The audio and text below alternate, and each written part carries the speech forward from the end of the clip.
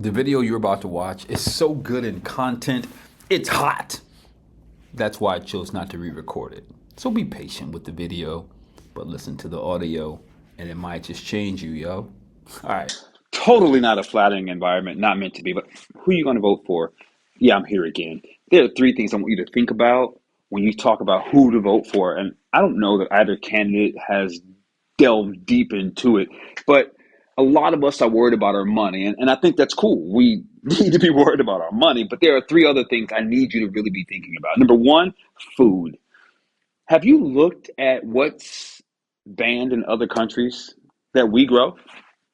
Have you ever asked yourself, why do other countries ban our food? And not just like let it fly through your head, but actually stop and consider, if other countries are banning it, why are we still eating it?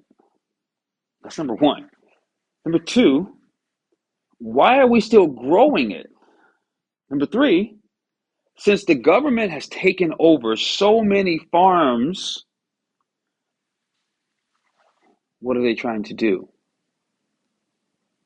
I think it is like critical. If we're not talking about our food, the thing that governs our existence, our ability to make money, our ability to be well, if we're not asking who's doing that, then we're asking the wrong questions. I'm super passionate about this because it makes no sense for us to be focused on things that are a result of or impacted by and not take care of the root cause. But that's typical of us as Americans to not look at the root cause of things. I'm not dogging us, I'm saying what it is.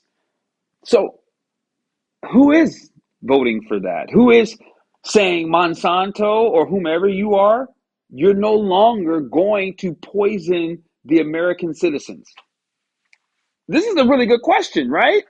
Because otherwise, here's what's going to happen to your money. Number one, you're going to live a lower quality life. To be the greatest nation on the planet, you're going to live a lower quality life because you're going to be sick. You're going to be ill. It's going to take longer for your body to recover. Oh, and you're likely going to get cancer or heart disease. That's just what it is. Look up the top 10 killers in the US. All 10 can be cured by food. But we're not talking about that in politics because all the other stuff's more important. Not hardly. But that's a question you need to ask yourself because you are still eating the standard American diet. I'm not mad at you. It's what they put in front of us. But you also know it's not real food. But your consciousness has not risen to say, what is going on? And then begin to make changes so that you can be in control of that. So ask your politician, the person you're voting for, who's going to put an end to making us sick? I don't know, waiting for you to do that.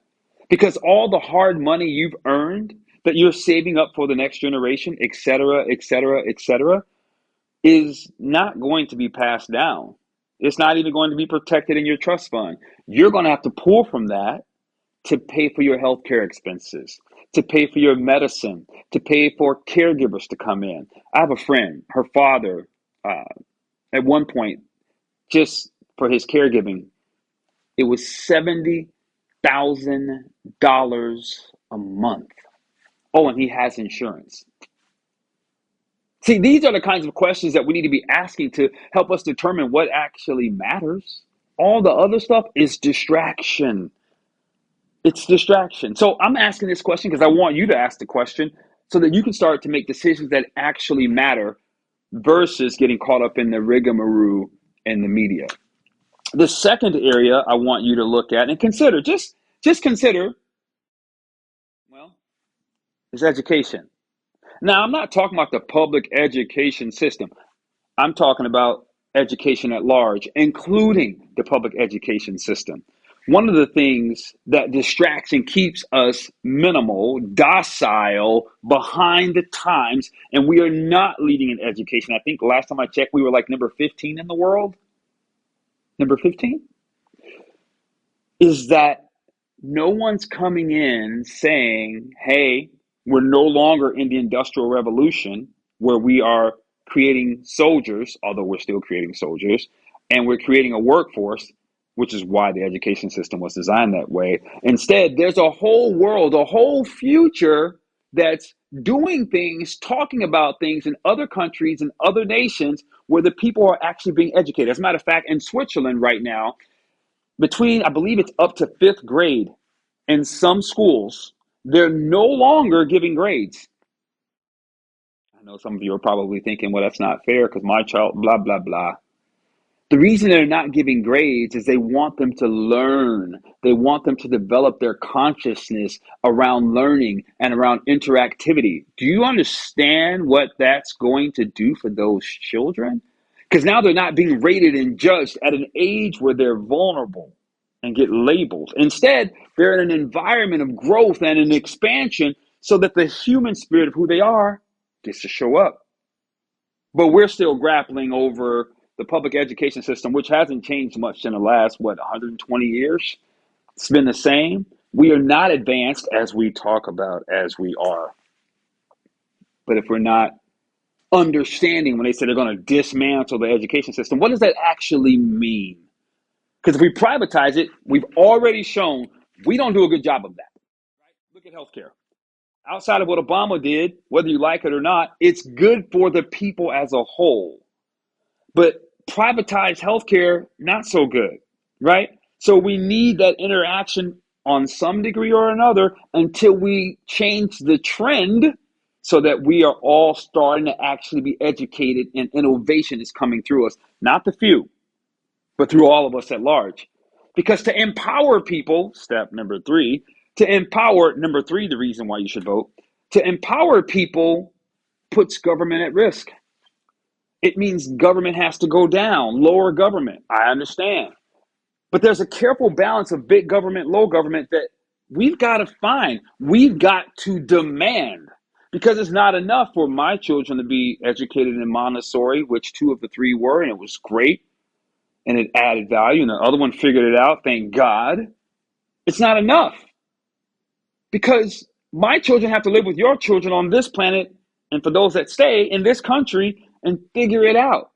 But the current trends say we're not getting better. We're actually getting worse. Yet we're going back and forth over stupid politics,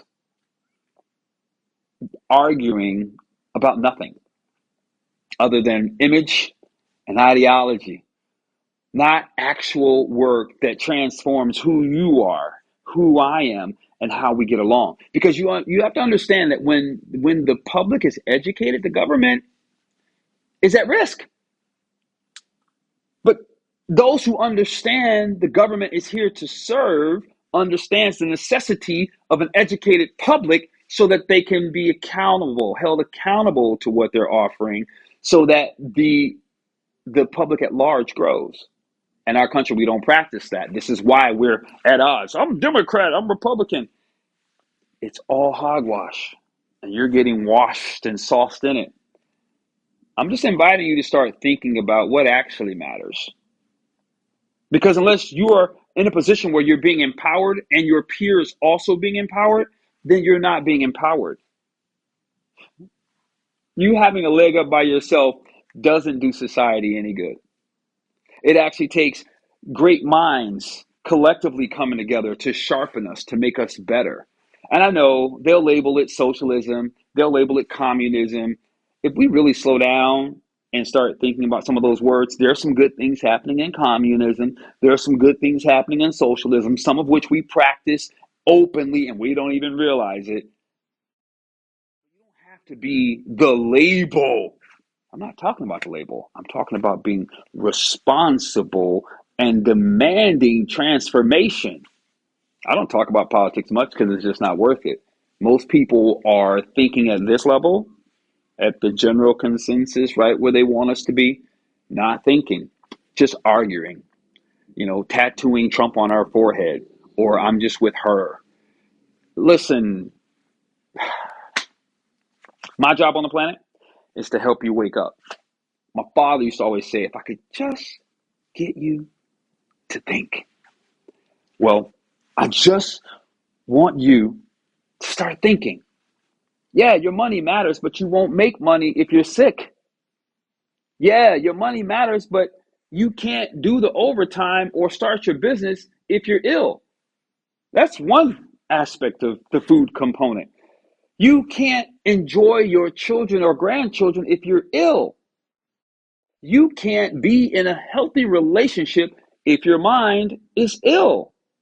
And your mind gets ill in part by hydration in the food you eat. How do we know? Take a look at the hood. Take a look at the food deserts. There tends to be a little more violence. Oh, they know why. It's not a secret. Folic acid, green, leafy greens, not getting to the brain, which helps rationalize and process clearly. Nothing's wrong with those people in terms of being bad or good. They're not being given an opportunity to have access to food that allows them to function to the great capacity that's within inside of them.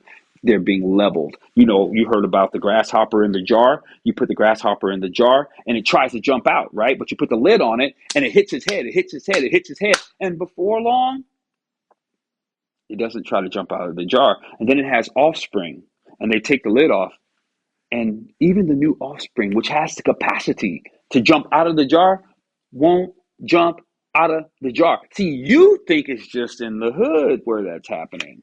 Nah, you're in the jar too. You just don't realize it. This is why I do what I do, to get us to start talking about the things that actually matter. Because if they don't fix our food, we're all damned.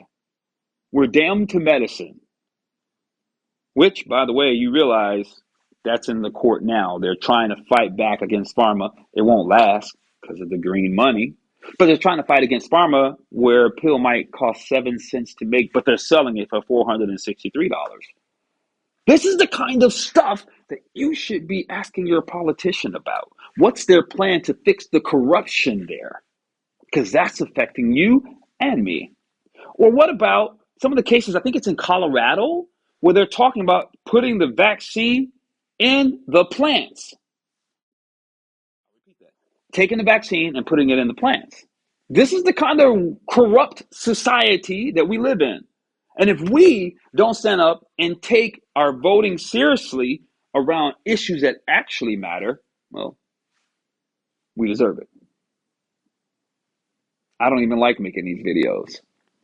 But the reality is that if we don't start speaking up and start taking a course of action that brings us together and demands that the government serves us or demands that we have healthy food that other countries would want to buy. I mean, if you haven't figured out the problem with that or really thought about it, you're not thinking.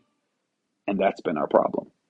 This is Marquise, just trying to awaken you. We've got things to do and real things to talk about. Peace.